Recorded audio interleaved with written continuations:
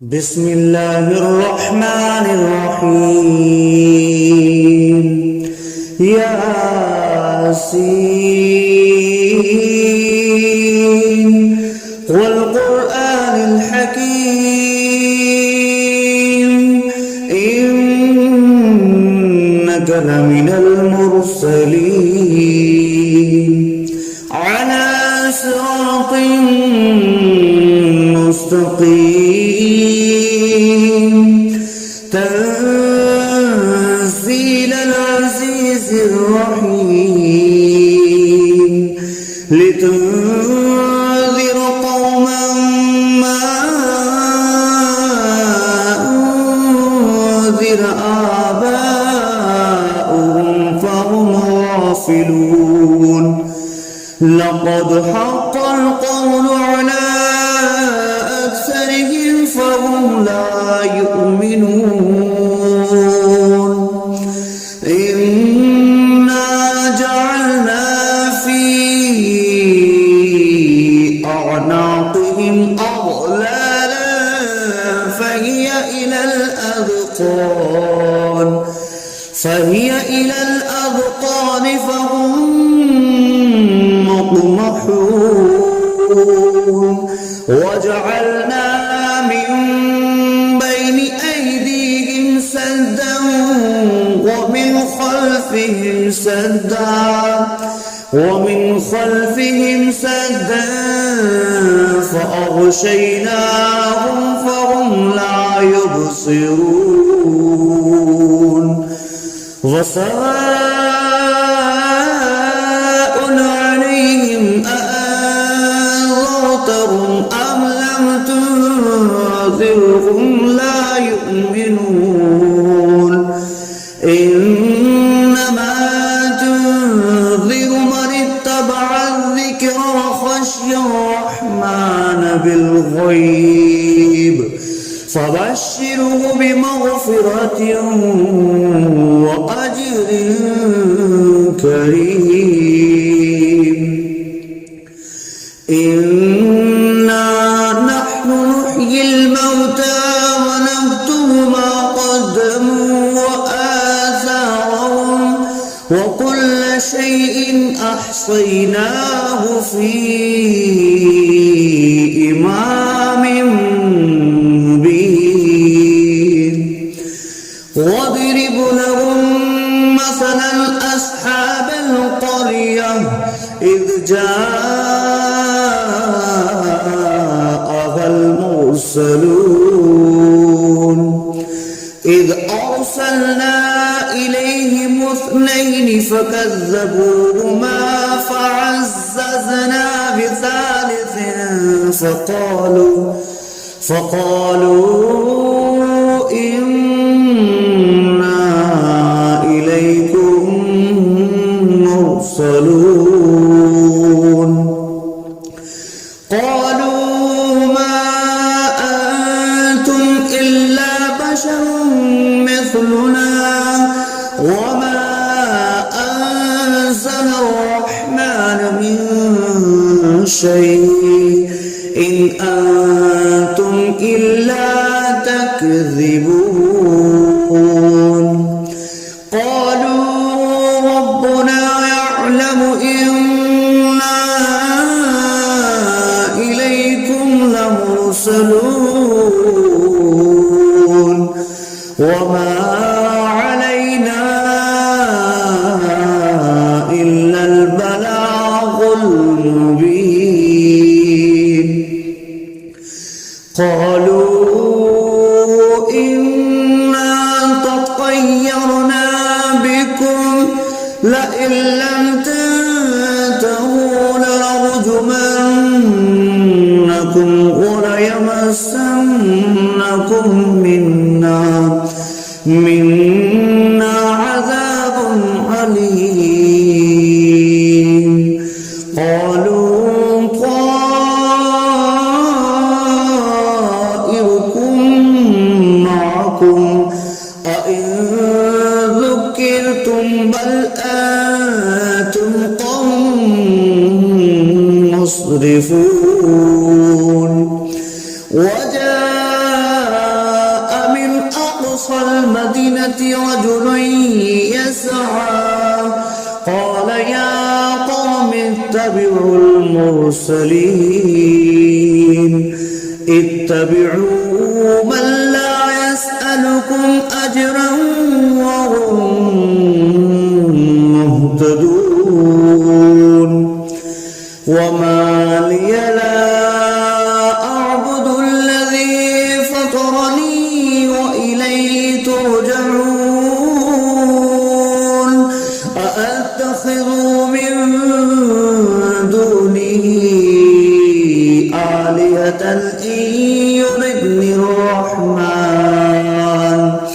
إن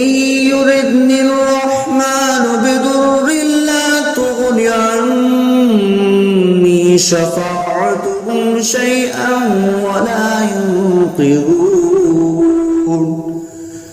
إني إذا لفي ضلال مبين إني آمنت بربكم فاسمعون قيل ادخل الجنة قال يا ليت قومي يعلمون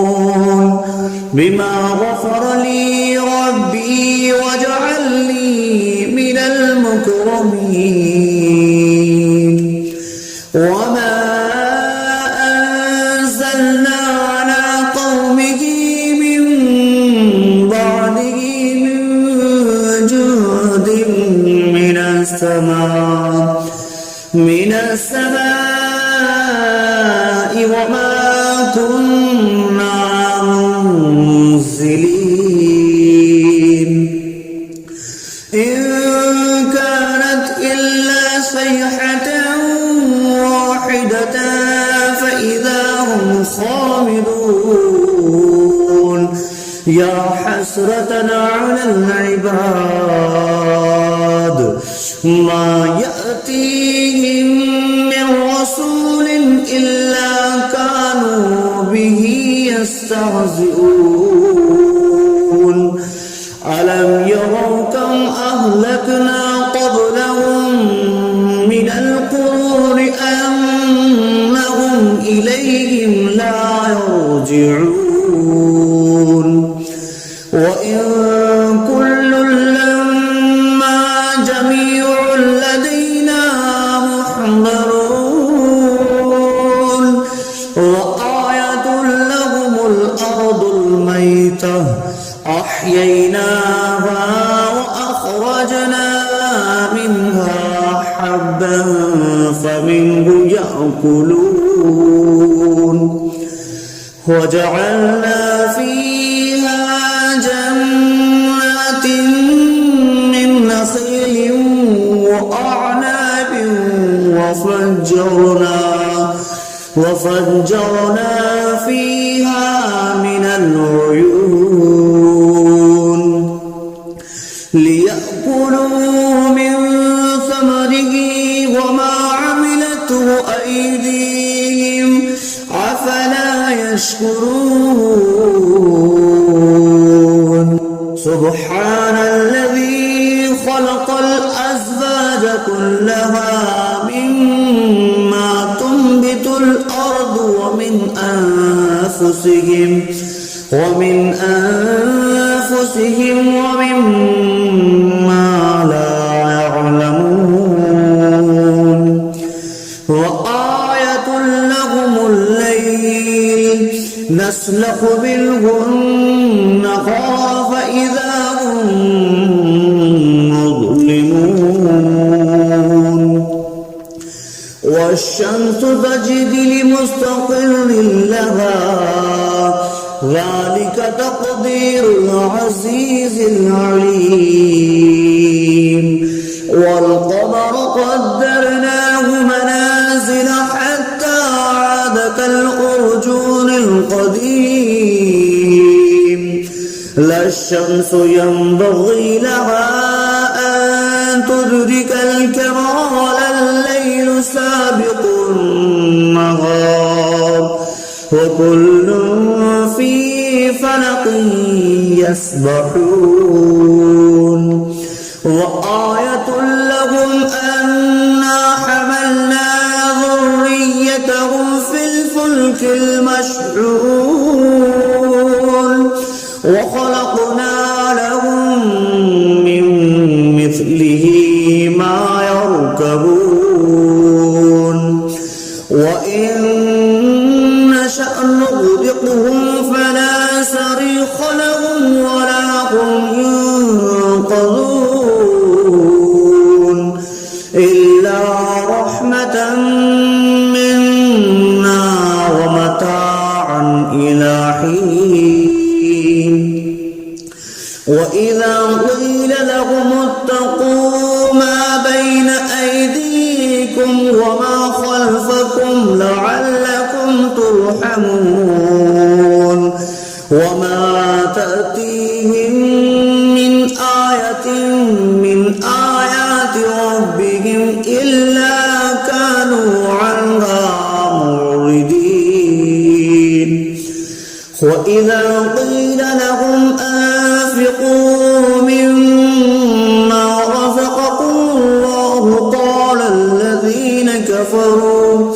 قال الذين كفروا للذين آمنوا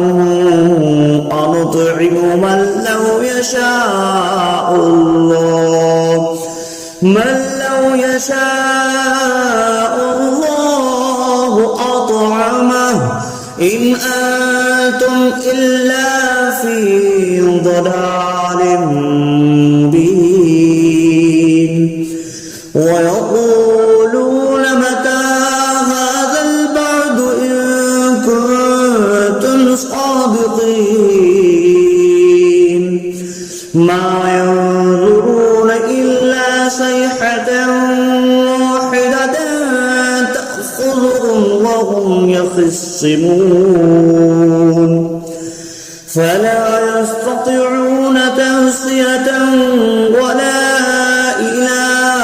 أهلهم يرجعون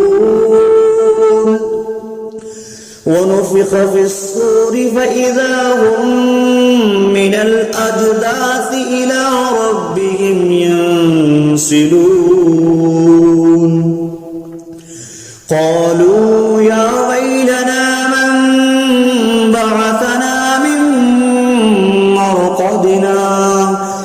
هذا ما وعد الرحمن وصدق المرسلون إن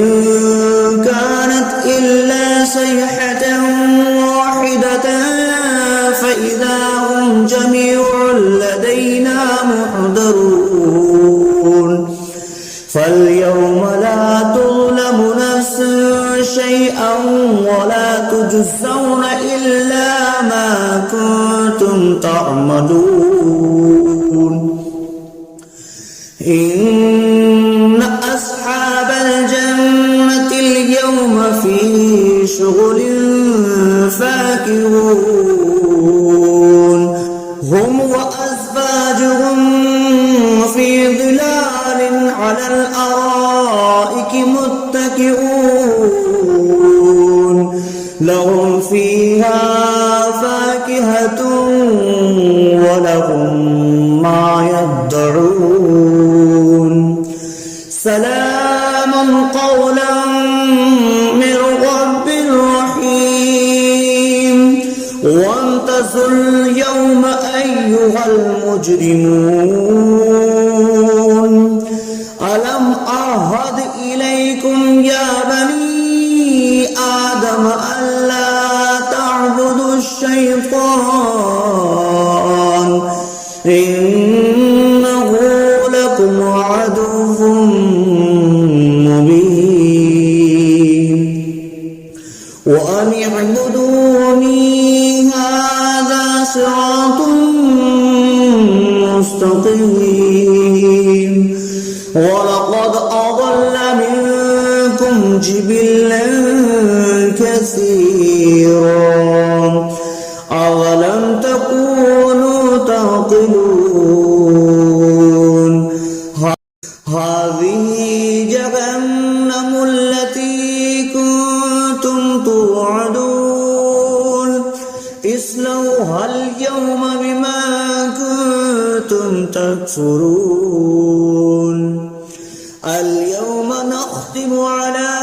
أفواههم وتكلمنا أيديهم وتشهد أرجلهم بما كانوا يكسبون ولو نشاء لطمسنا على أعينهم فاستبقوا الصراط فأنى يبصرون ولو نشاء لمسخناهم على مكانتهم فما استطاعوا مضيا ولا يرجعون ومن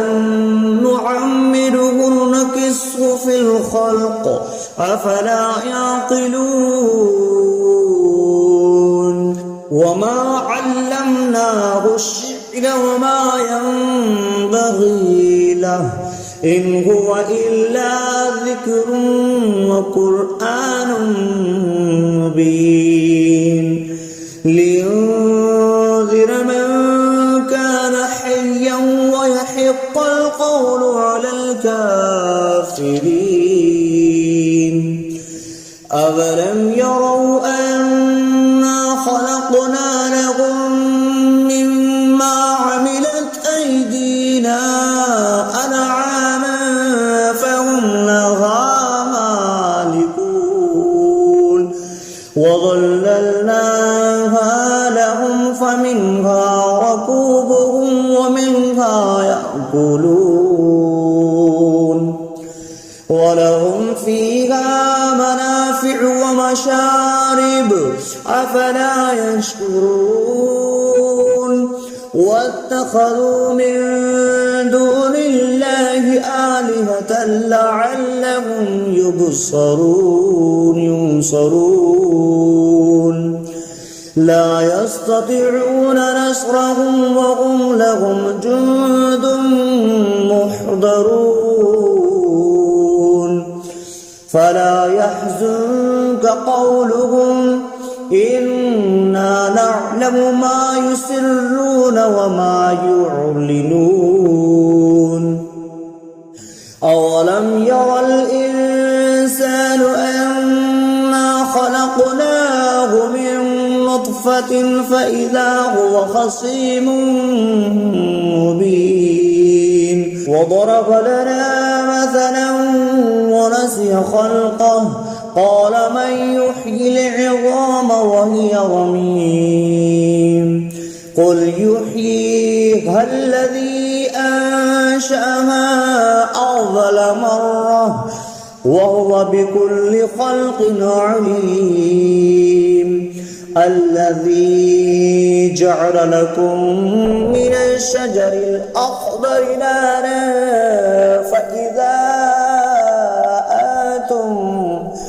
فإذا أنتم منه توقدون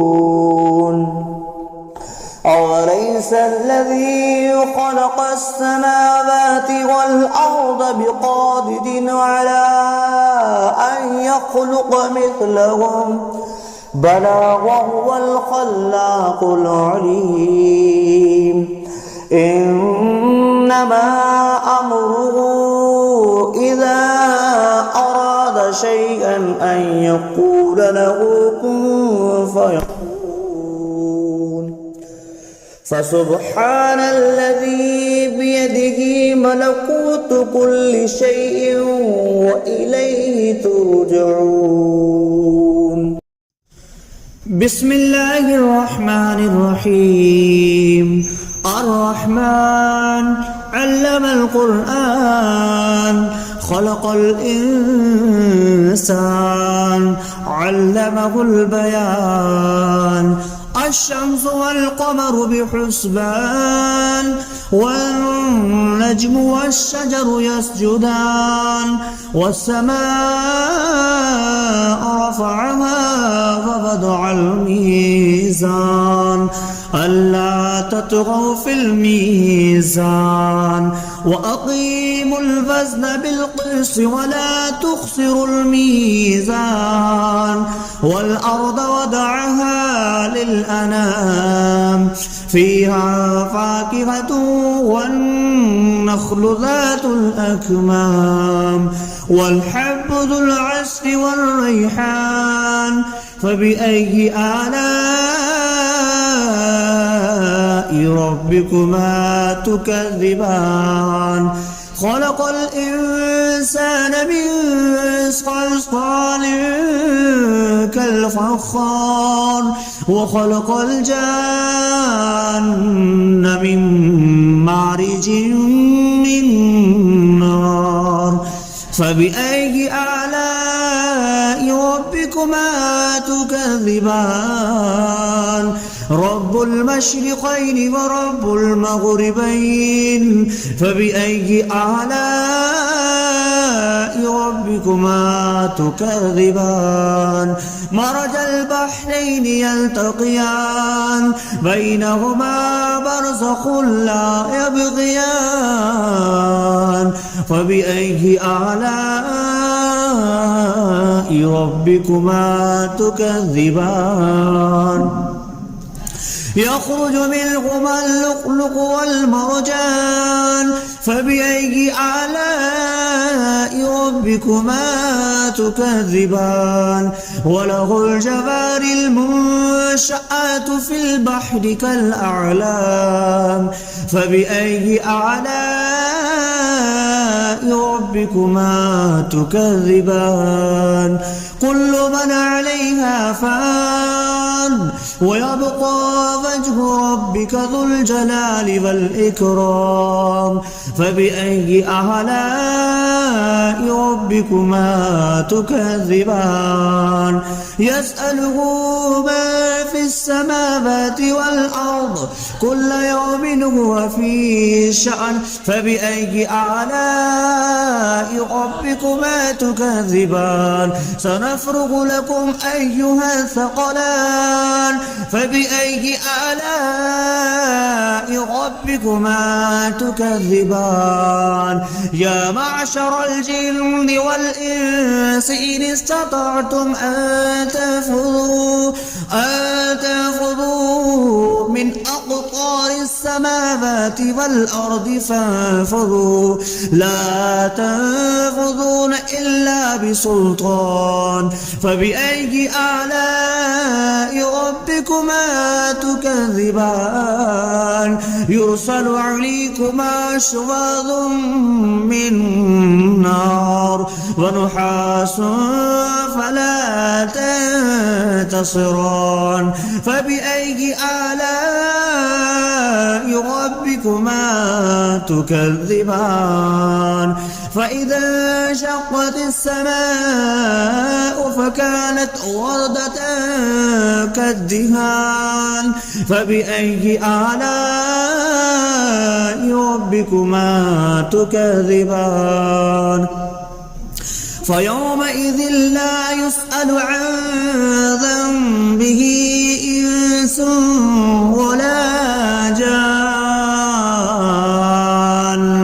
فبأي آلاء ربكما تكذبان يعرف المجرمون بسيماهم فيؤخذ بالنواسي والأقدام فبأي آلاء ربكما تكذبان هذه جهنم التي يكذب بها المجرمون يطوفون بينها وبين حميم آن فبأي آلاء ربكما تكذبان ولمن خاف مقام ربه جنتان فبأي آلاء ربكما تكذبان ذواتا أفنان فبأي آلاء